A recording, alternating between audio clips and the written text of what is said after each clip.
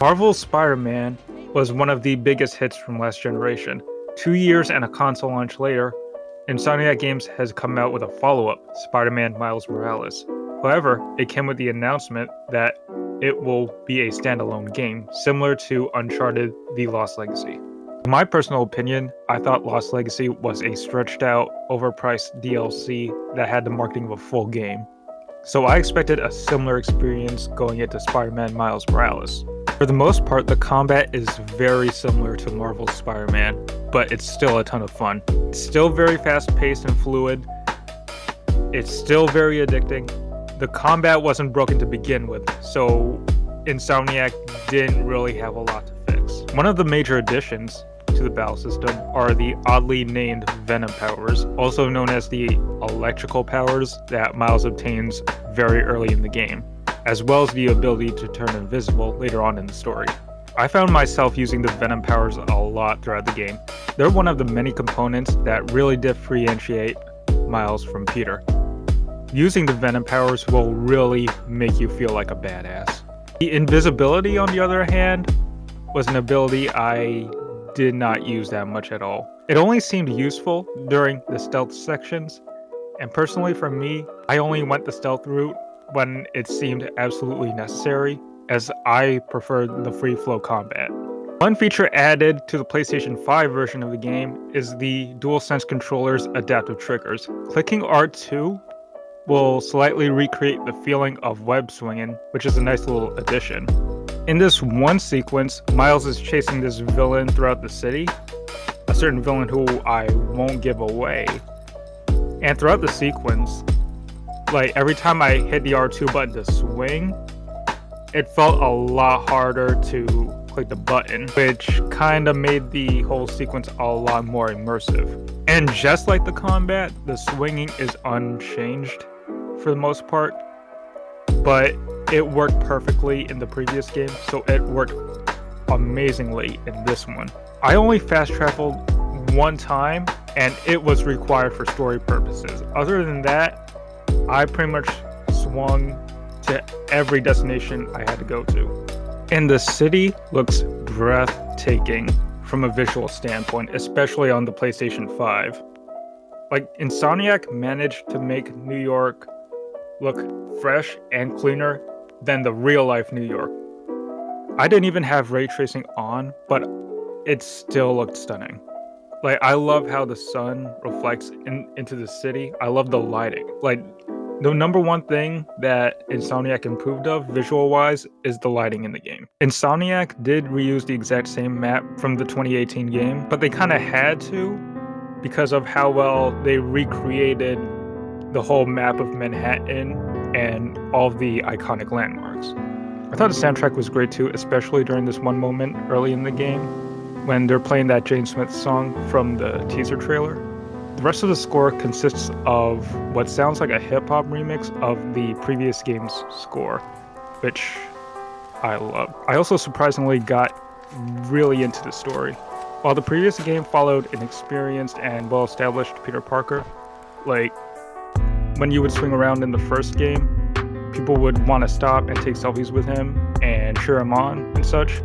This story follows an inexperienced Miles Morales, who is frequently known as the other Spider-Man throughout a huge portion of the game. It kind of feels accomplishing as you get further and further into the game and Miles becomes more well-known to the people of New York. The writers also did a good job establishing a vast amount of characters, from Miles' friends, his family, and his neighbors. And 2 of the 3 main villains in the game were also well written, particularly the Tinkerer and the Prowler. I won't get into many spoilers about who they really are or their backstories, but they were pretty likable villains. The 3rd villain, though, Simon Krieger, was a very generic mustache twirling, if he had a mustache, type of villain. He was pretty forgettable. It kind of sucked to see a talented voice actor such as Troy Baker be wasted on such a generic character in this Spider-Man universe, but it is what it is.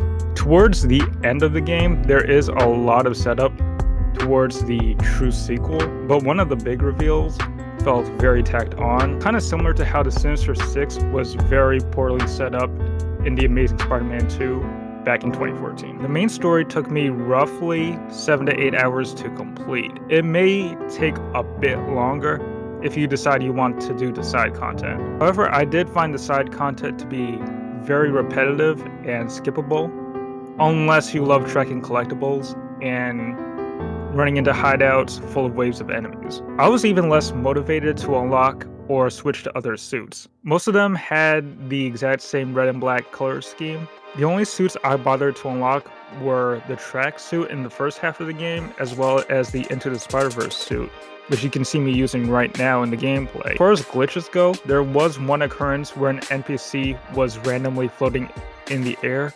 There's another one in which my controller just stopped working and Miles kept walking forward, as you can see right here. Though I'm not really sure if this was a problem with the game itself or the PlayStation 5 hardware. Despite having a lot of fun playing Spider-Man Miles Morales, its very short length compared to its predecessor makes this feel more like an expansion than a true sequel. I think $49.99 is a bit too much for an expansion. It should have been a bit less. I would say hold off on checking this one out until it goes on sale or inevitably ends up on PlayStation Plus / PlayStation Now in a year or two.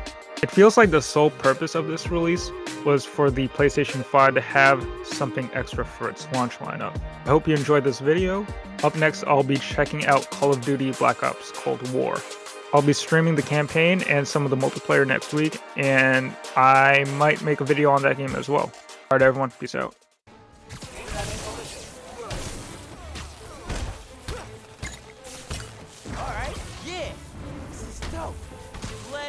Peter Parker. Another key fighter skill is armor. Combat subroutine engaged.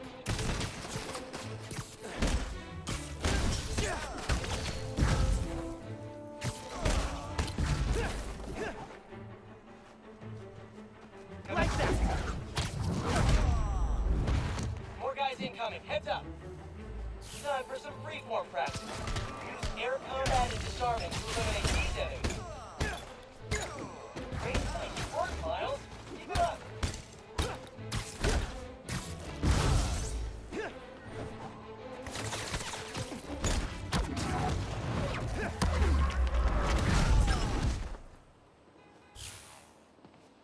And that's the bingo. Blue screen of death. Tons of high-tech gear we can sell. Oh, crap.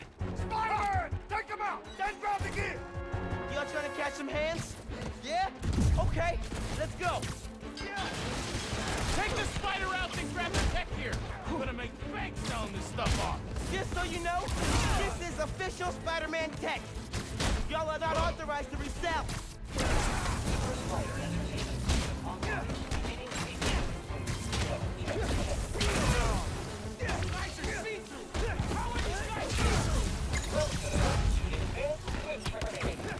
Remember, specificity is the heart of every great weapon.